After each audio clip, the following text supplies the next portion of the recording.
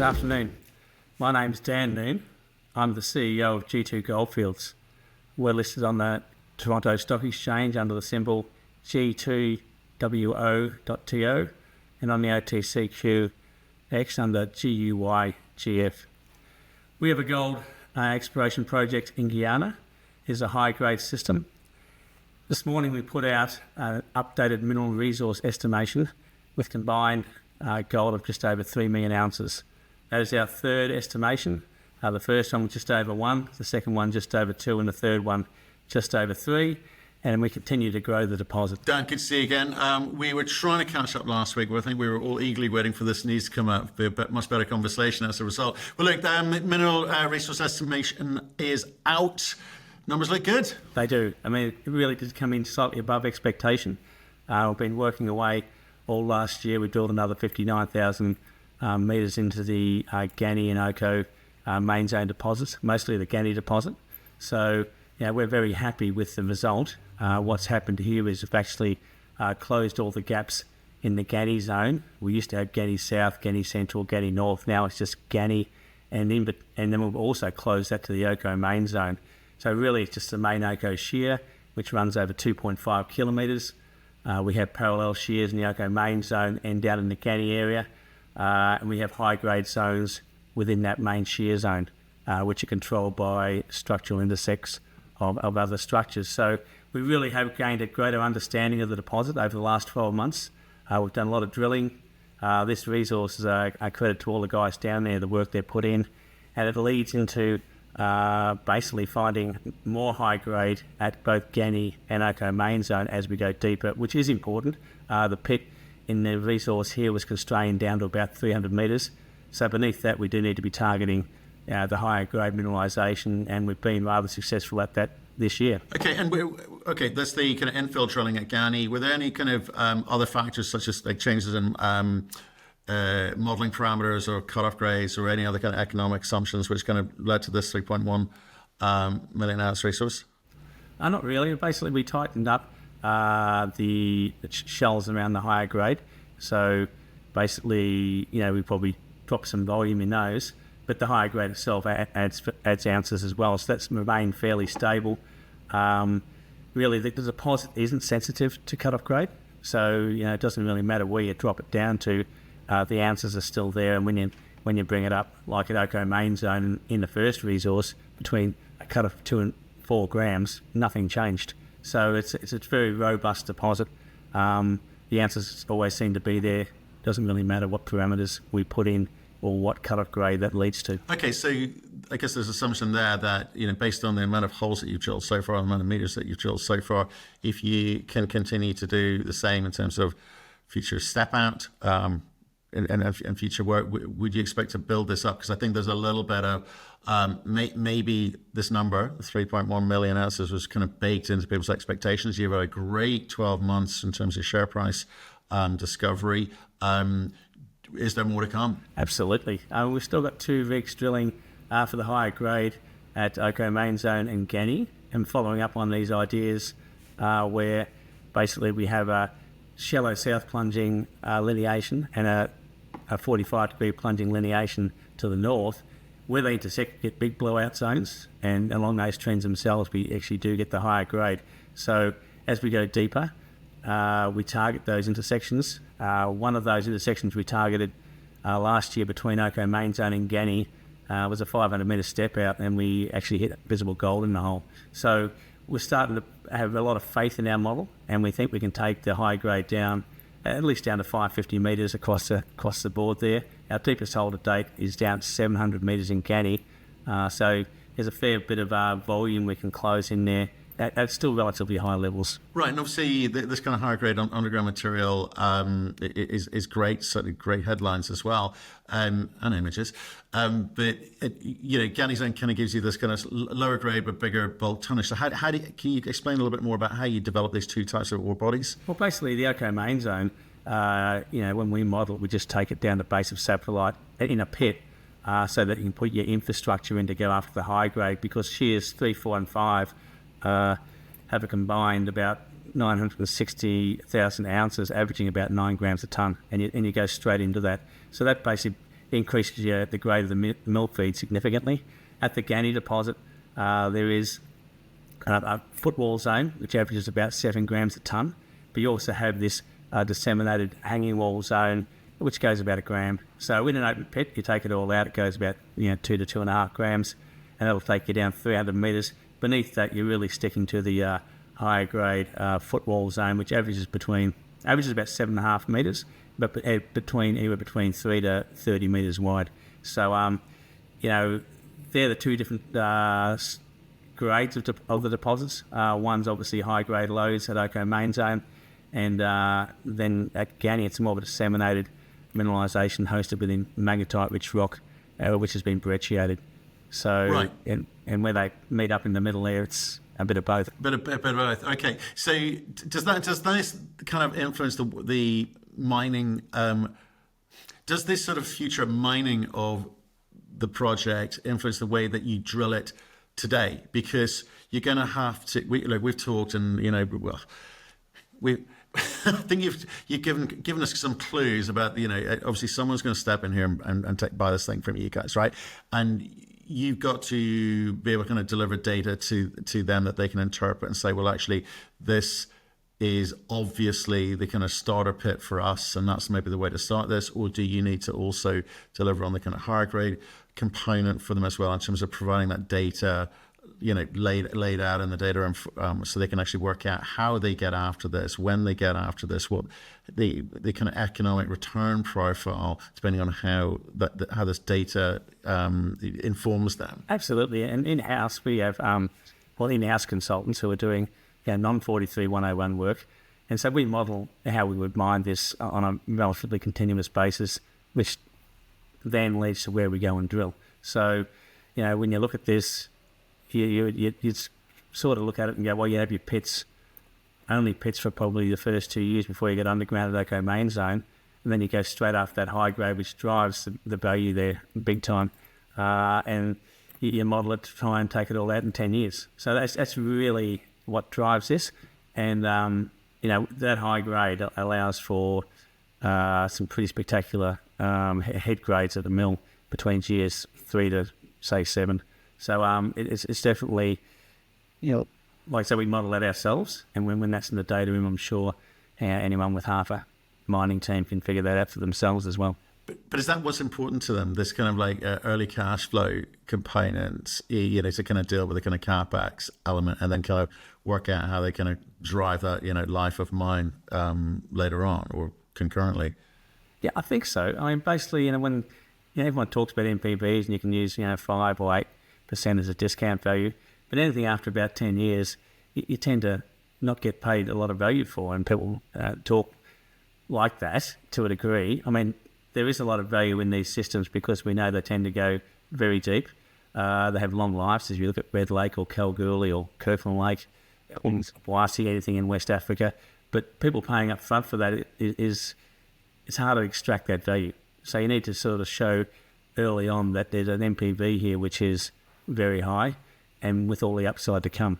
And we can never really capture all that upside, but we try to show that. But it's near surface ounces, which you can then say you can model this through a mill. Your mill will be X tons, and this is the sort of profitability you can get out of it in the first 10 years. I think is the key when you're trying to value something like this. Right, and obviously there's a lot of other things that they're going to be looking for, such as around the metallurgy and recoveries, etc. Payables even.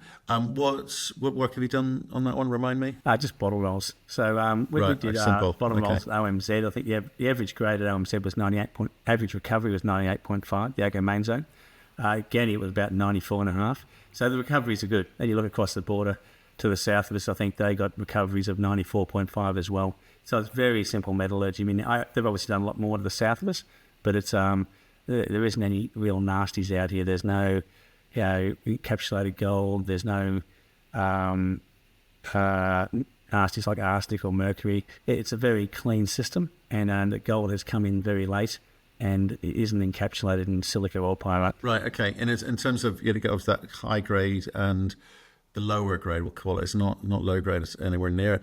It's good grade. But in terms of the need for kind of multiple processing circuits or the use of gravity to kind of process high grade material separately, I mean, again, what I'm interested in is trying to say, how attractive is this to a buyer in the sense that is this a kind of high margin project for them? Absolutely. And you look at the if you just Anglo Gold themselves in Africa, most of their operations have a gravity circuit on the front end because these systems tend to have good recoveries in the gravity.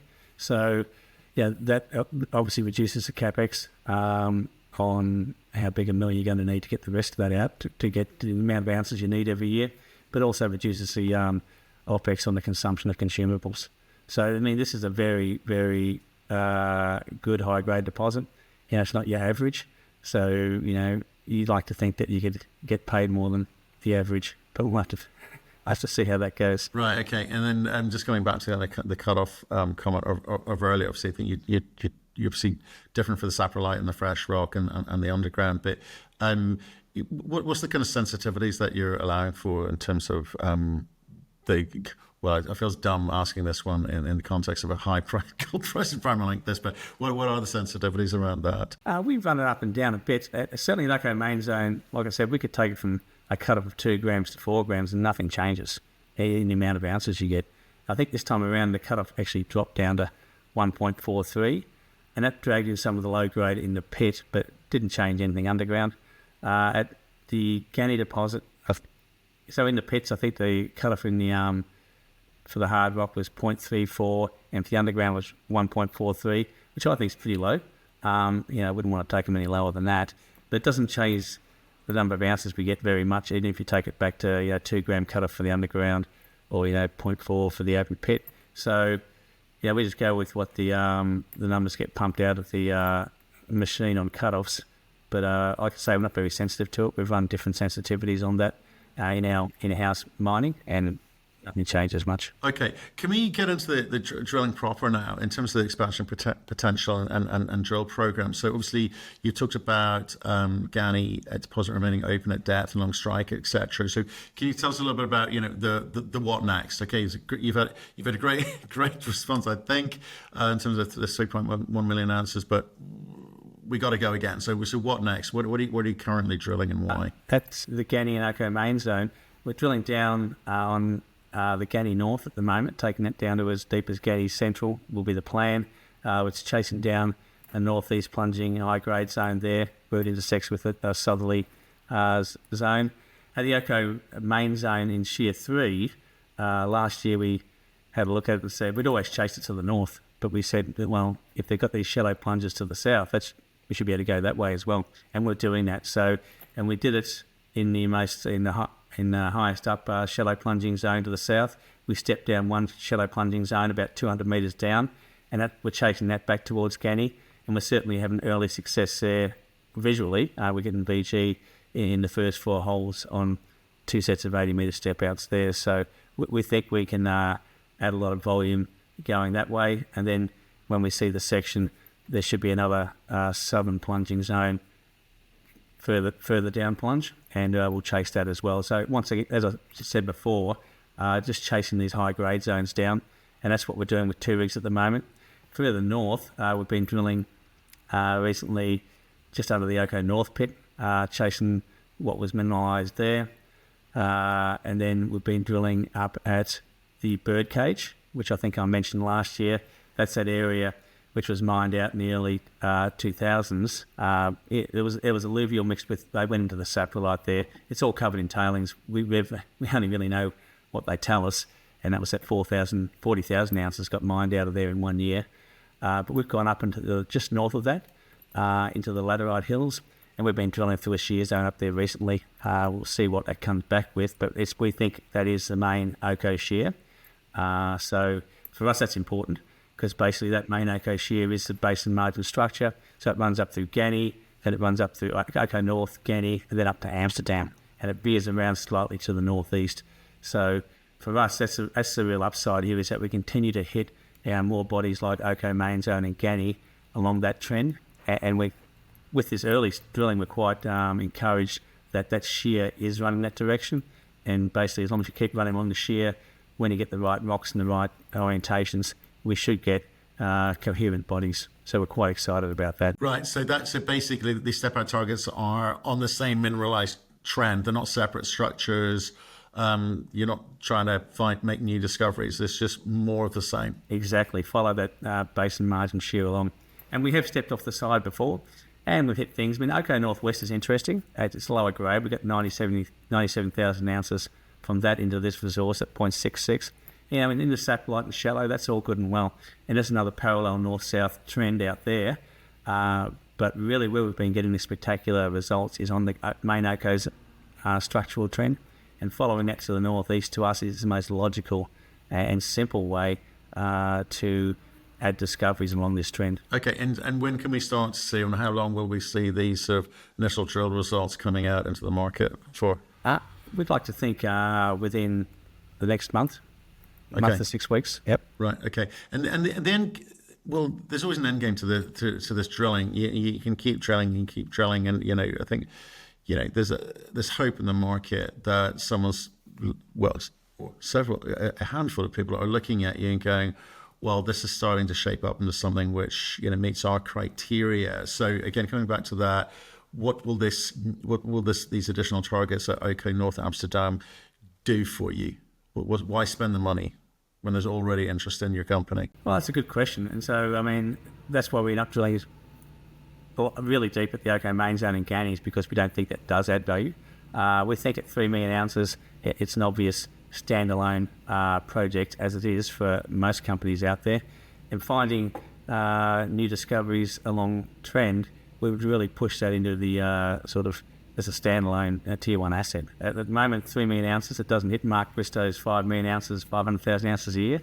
But certainly one more discovery like Ghanie or the OKO Main Zone probably would.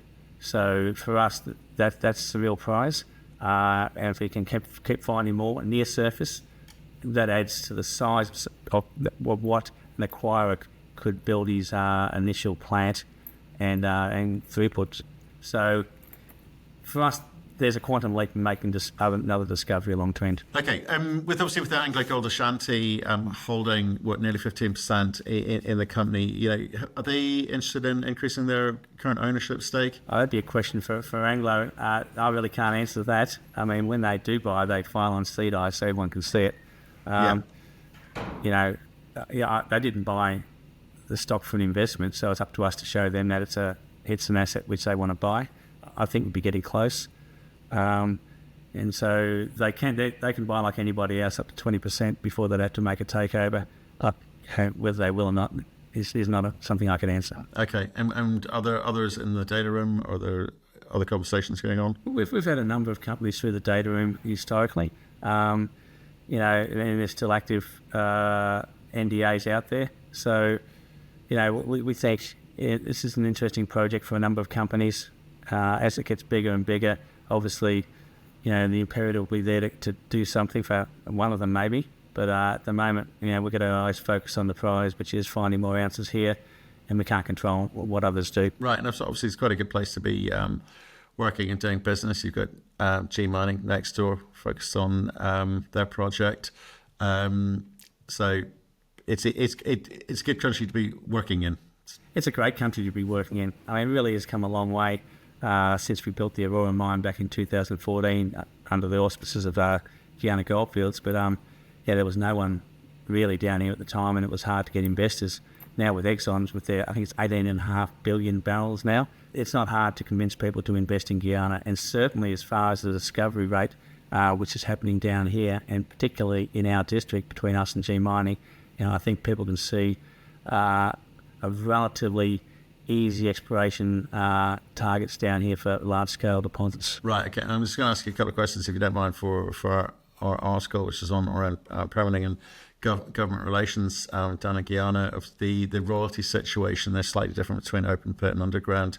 How does that affect the overall project economics and your focus? Well, for us, it was a very good thing when the government reduced the underground to 3%, because we've obviously got a fair bit of underground at the OKO Main Zone.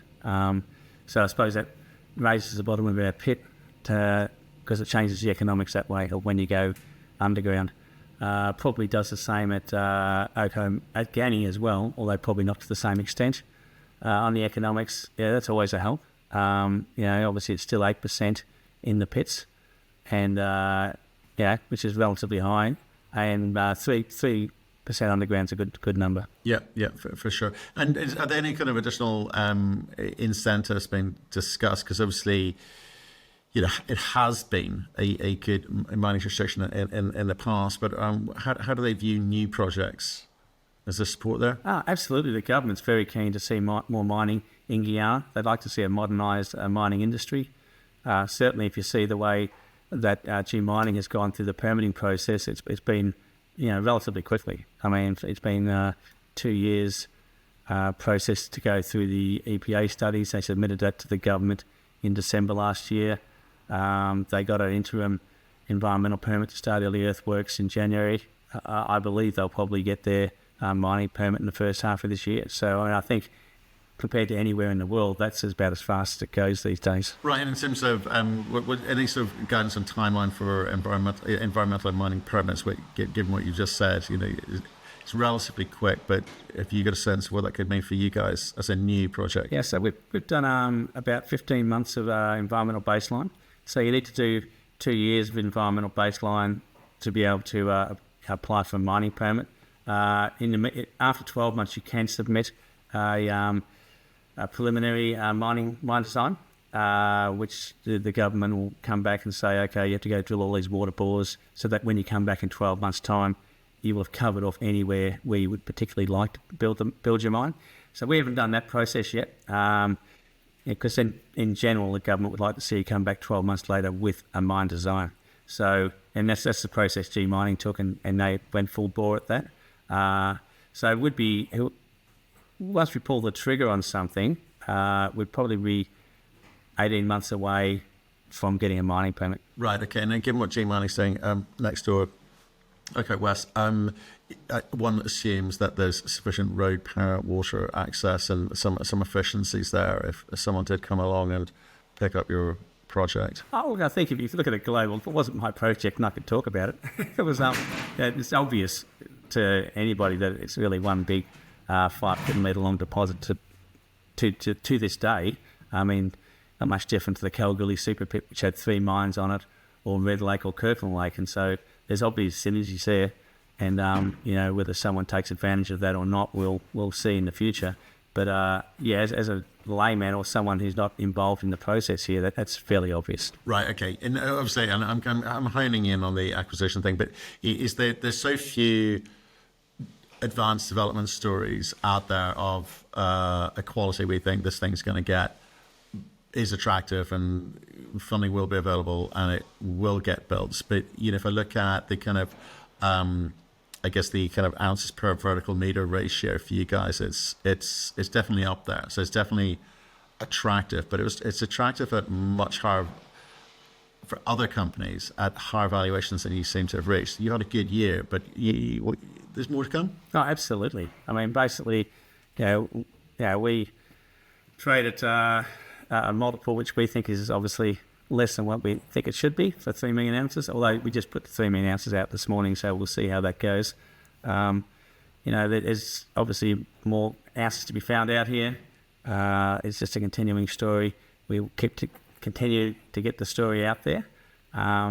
We think there's still a lot of value left to be released here in the market to revalue us, one on this MRE, but also on the work we're doing along strike. Right, okay. Now, I think with certain companies of a certain quality, it's quite fashionable to say, well, we don't need to kind of rush into an economic study because the people looking at us can look at our data and they know what we are and they know what we're worth.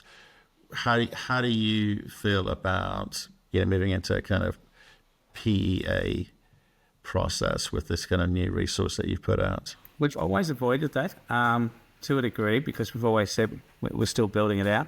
Obviously, with a neighbour who's going to be permitted to a mine level probably in the first half of this year, that may change our thinking. You can't rely on being taken out, just because you've got a great deposit.